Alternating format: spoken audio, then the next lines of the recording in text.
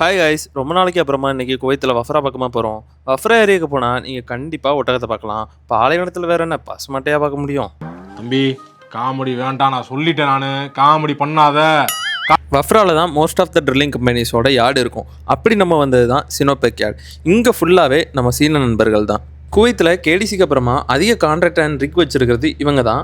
அது ஏன்னா இவங்க எடுக்கிறது எல்லாமே லோயர் கான்ட்ராக்ட். அதனாலேயே இந்த கம்பெனியில் கொஞ்சம் மற்ற கம்பெனிஸோட சேலரி கம்மியாக இருக்கும். இதுவும் ஓரளவு பெரிய யார்டு தான். ஒரு நேரத்தில் பல கிக் அண்ட் ப்ரெஷரை ஹோல்டு பண்ண பிஓபி அண்ட் கும்மி யூனிட்ஸ்லாம் அனாமத்தாக கிடந்துச்சு. நானும் பழைய சாமான் செட்டு ஸ்பேர் பார்ட்ஸ்லாம் தான் வச்சுருப்பானுங்கன்னு பார்த்தா உள்ள லேத் மிஷின்லாம் வச்சு ட்ரில் பைப்புக்கு மரம்லாம் போட்டுட்டு இருக்காங்க. இப்போ நம்ம எதுக்காக இந்த யார்டுக்கு வந்திருக்கோம்னா, வீடியோவில் பார்க்குற ஹோஸு ப்ரெஷர் தாங்காமல் வெடிச்சிருச்சு, அதை மாற்றி சேஞ்ச் பண்ணி கொண்டு போகிறதுக்கு தான் வந்திருக்கோம். எனக்கு தேவையானது இந்த மரையில் ஏறுற மாதிரியான ஒரு த்ரெட்டு. ஸோ அதுக்கு தேவையான ஃபிட்டிங் எல்லாம் எடுத்து கலெக்ட் பண்ணிட்டு அதுக்கு செக் பண்ண ஆரம்பிச்சிட்டேன். ஏன்னா போன மாதம் நான் கொடுத்து விட்டதுக்கு இந்த ஃபிட்டிங்க்கு சேர்ற மாதிரி எதுவும் இல்லைன்னு சொல்லி அவன் ஒரு விதமாக கொடுத்து விட்டான். அது யூஸும் பண்ண முடியலை, எதுக்கும் உபயோகம் இல்லாமல் ரிக்கில் கிடக்குது. இங்கே ஒருத்தன் த்ரெட்டையும் மரையும் போட்டு உருட்டிக்கிட்டு கிடக்குறான். இங்கே இவனுங்க 2 பேரும் உள்நாட்டு பிரச்சனையை பற்றி பேசிக்கிட்டு இருக்கானுங்க.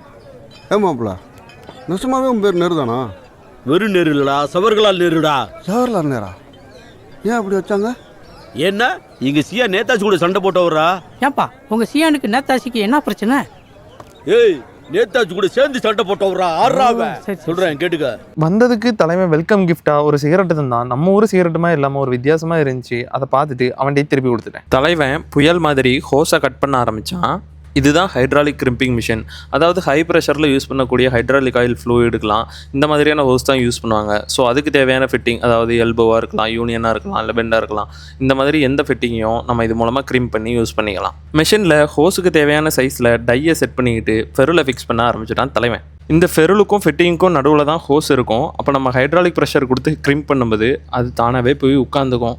அந்த டைட்னஸால் அதால் வெளியே வர முடியாது. ஸோ பர்ஃபெக்டாக இருக்கும் ஃபிட்டிங். நம்மளால் ஃபிட்டிங்கை ரொட்டேட்டும் பண்ண முடியும். இன்னொரு எண்ட் ஆஃப் த ஹோஸ்லையும் இதே ப்ரொசீஜரை ஃபாலோ பண்ணிக்கிட்டு நம்ம வீடியோ எடுத்து போஸ்ட் பண்ணுற இன்ஸ்டாகிராம் பேஜை காட்டு நான் பார்க்குறேன் அப்படின்னா, அப்புறம் தலைவன்ட்ட நம்ம பேஜை காட்டணும். பார்த்துட்டு எனக்கும் ஃப்ரீயாக ப்ரொமோஷன் பண்ணிதா, நான் பிஸ்னஸ் பண்ணுறேன் அப்படின்னா சரி ஓகேன்னு ஒரு ஃபாலோ ரெக்வெஸ்ட்டையும் வாங்கிட்டு கிரிம்பிங் பண்ணுறதுக்கான வேலையை ஆரம்பித்தோம். உங்களுக்கு யாருக்காவது கிரிம்பிங் எப்படி பண்ணுறாங்கன்னு உங்களுக்கு வீடியோ வேணும்னா நீங்கள் கமெண்ட் பண்ணுங்கள், நான் இதை ராவாக போஸ்ட் பண்ணுறேன். நமக்கு கிரிம்பிங் பண்ணுற தேவையான ஹோஸை இதே மாதிரி செட் பண்ணி அந்த ஸ்லீவை கரெக்டாக உள்ளே வச்சு அந்த டைஸை செக் பண்ணிக்கணும் 2 சைடும். அதுக்கப்புறம் காலில் தான் ப்ரெஸ் பண்ணணும். அதை ப்ரெஸ் பண்ணும்போது நமக்கு ஹைட்ராலிக் இங்கே ஆப்ரேட் ஆகும். இந்த மாதிரி அது க்ளோஸ் ஆகி கிரிம் பண்ணிக்கும். இவ்வளோ தான் கிரிம்பிங் முடிஞ்சது. தென் ஹோஸை ரோல் பண்ணி வண்டியில் லோட் பண்ணி வேலைக்கு பில்லை வாங்கிட்டு தலைவனுக்கு பாய் சொல்லிவிட்டு இடத்த காலி பண்ணியாச்சு. நமக்கு இன்னொரு வேலையும் இருக்குது, அதை நெக்ஸ்ட் வீடியோவில் சொல்கிறேன்.